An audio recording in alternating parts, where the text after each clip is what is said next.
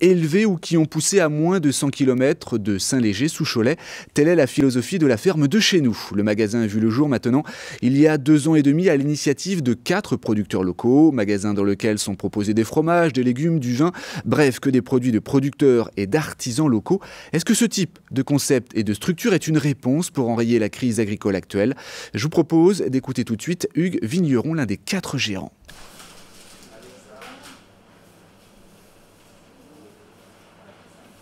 Ça fait partie des réponses, simplement c'est pas la réponse parce qu'on est sur des volumes de production d'agriculture qui sont bien plus conséquents que ceux que le magasin peut valoriser. Même si aujourd'hui le magasin on voit passer 1000-1200 personnes semaine, ça commence à faire une clientèle assez fournie qui répond vraiment à nos attentes. Simplement effectivement sur les exploitations des uns et des autres, on a gardé, on va dire, pour le faire simple, du gros ou du demi-gros.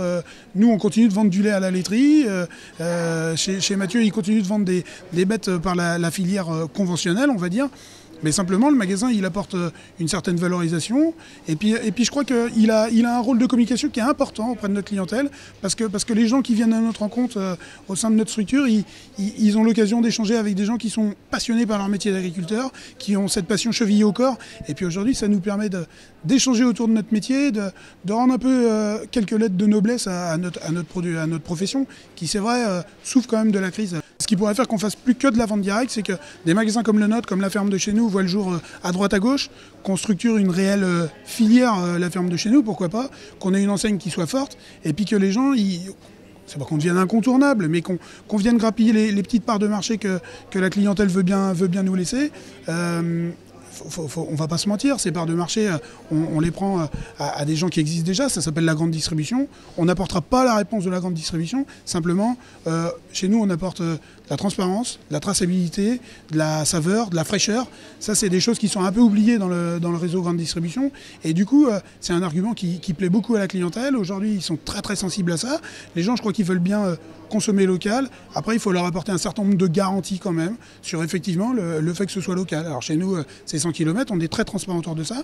Et puis ensuite, ils veulent bien payer un petit peu plus cher le produit, mais effectivement, il faut qu'il y ait quelque chose à valoriser dans ce produit. Alors ici, ça va être la relation qu'ils vont trouver auprès de nos bouchers, qui vont les conseiller sur la cuisson, sur la préparation de leur viande.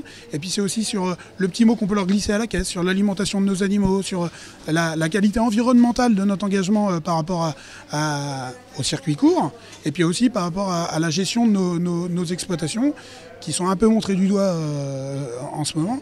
Et du coup, quand on va réussir à disséminer notre système, notre enseigne, la ferme de chez nous, plus on sera visible, plus on sera nombreux. Peut-être qu'un jour, on arrivera les uns les autres à valoriser 100% de notre production en vente directe. Comme il ne s'agit pas d'une AMAP, une association pour le maintien d'une agriculture paysanne, aucune condition d'abonnement n'est nécessaire pour venir s'approvisionner.